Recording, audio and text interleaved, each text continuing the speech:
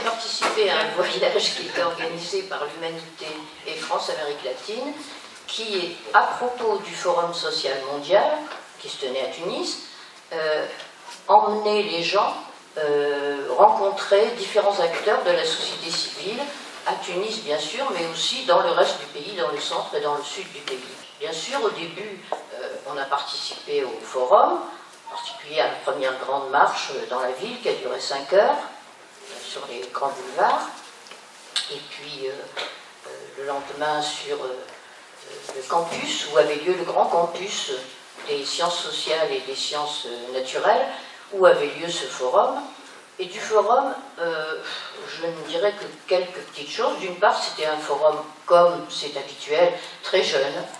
Il n'y avait pratiquement pas très peu d'adultes et encore moins de vieillards, disons. Très très jeune, très animé, avec peut-être plus d'intervenants extérieurs que de Tunisiens.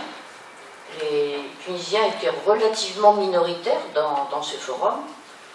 Et puis aussi une information extérieure qui n'a pas été faite, ou qui a été très mal faite, puisque, au fond, la majorité de la population à Tunis, alors je ne parle pas du reste du pays, a ignoré complètement l'existence de ce forum. D'abord, il avait lieu sur un campus. Alors, un campus universitaire, c'est des gens en dehors de la ville, donc les gens normaux ne risquent pas de voir cette animation, déjà.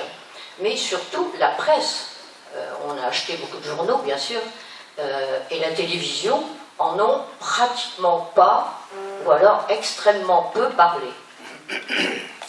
Ça, c'est gênant et ça a été ressenti par une partie des organisateurs locaux, normalement des organisateurs tunisiens qui étaient là et qui auraient bien voulu que leur manifestation ait un écho dans leur pays, à l'extérieur.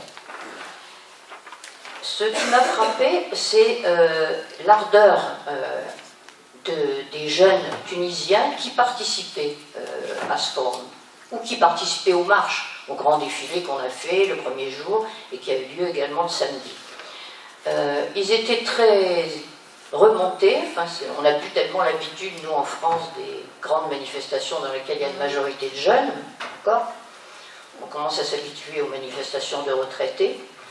C'était pas du tout le cas. Et là, ça a changé, c'était assez agréable. C'était très politisé. L'union des étudiants, des étudiantes, je voudrais dire, parce qu'il y avait plus de filles encore que de garçons, tunisiennes, manifestaient, organisaient des expositions sur le campus sur la torture qui continue à exister, les mauvais traitements, disons, dans les centres de rétention divers. Et sinon, c'était les questions internationales qui étaient vraiment les plus présentes. Moi, comme c'était ce qui m'intéressait aussi, j'y ai été sensible plus qu'à autre chose.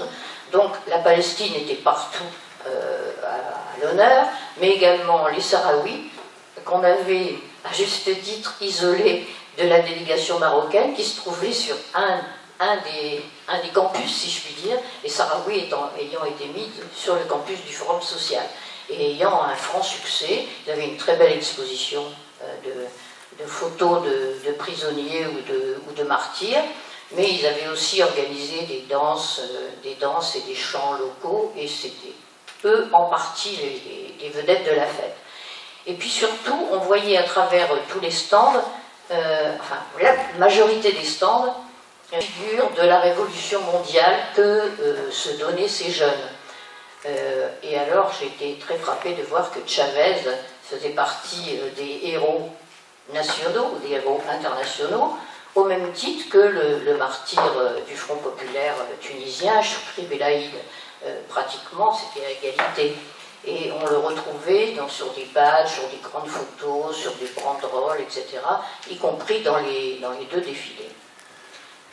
Le bémol que je mettrais, enfin le bémol à l'enthousiasme que je mettrais sur le forum, c'était la participation, comment dire, importante, pour ne pas dire énorme, des mouvements religieux.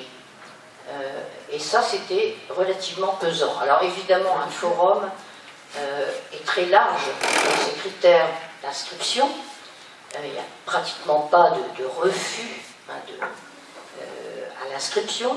D'autre part, les contrôles ont été extrêmement mal faits. On était tous, puisqu'on était inscrits, dotés de grands badges très visibles et difficiles à porter le premier jour, mais dès le deuxième jour, comme il n'y avait presque pas de contrôle à l'entrée, on a décidé que tout le monde pouvait entrer et sortir librement. Ce qui évidemment entraîne des choses assez bizarres. Il y avait des ventes de livres sauvages, un peu partout, de brochures, dont on pouvait, à juste titre, se demander ce qu'elles faisaient dans un forum pour une vie meilleure. Évidemment, la définition d'une vie meilleure, c'est assez élastique, donc ça peut prêter à toutes sortes d'interprétations. Ce poids des organisations religieuses était important. Alors souvent, c'était des grands stands, bien équipés, qui distribuaient des boissons, ce qui n'était pas inintéressant, fraîches ou du thé, et qui en fait, quand je regardais la plupart des brochures étaient d'ailleurs uniquement en arabe, il n'y avait pratiquement pas de brochures en langue française, c'était des brochures strictement religieuses, ou qui appelaient à des dons.